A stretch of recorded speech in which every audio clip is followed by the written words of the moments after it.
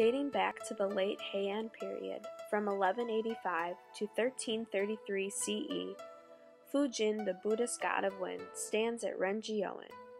This sculpture is made of hinoki wood carved in the yosiji or hollow assembled woodblock technique, with lacquer, gold leaf, and paint, and complete with inlaid crystal eyes. Fujin appears to be kneeling on a dark thundercloud, which gives him the appearance of towering over you. Being the god of wind, it seems fitting that he is holding a bag of wind around his neck, holding on to each end with his four-fingered hands. Fujin is a very muscular man, which you can see in his very defined muscles and the strength that he shows carrying the sack of wind. Fujin has human-like features, but his face has qualities of a demon, which adds to his mean-like demeanor.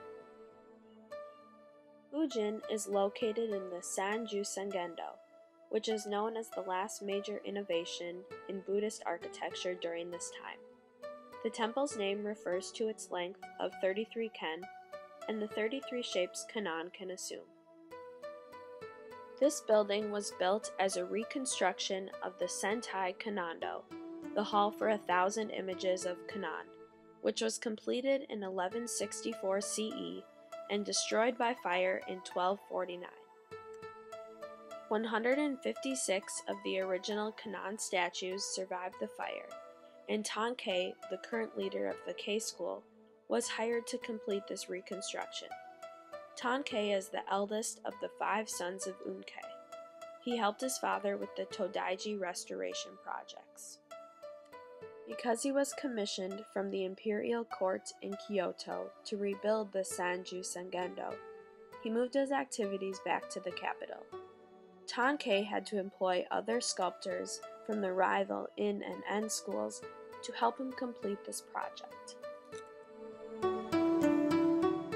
Tankei did recreate some of the standing Kannon images, but his greatest project was the seated 1,000-arm Kannon in the center of the altar. 28 sculptures of the followers of Kannon surround the altar in the Sanju Sangendo, one of which includes Fujin. These 28 images are dedicated to helping true believers get to the Pure Land. The Kei school realism technique is noticed in Fujin's sculpture because of the strength depicted in the wind he carries.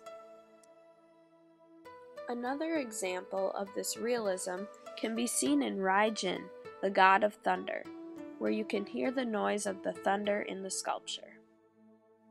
There have been many other images created by other artists of Fujin, the Buddhist god of wind. This example by Ogata Korin from the 18th century has both Fujin and Raijin made with ink and color on paper against a gold-leafed background mounted on a folding screen.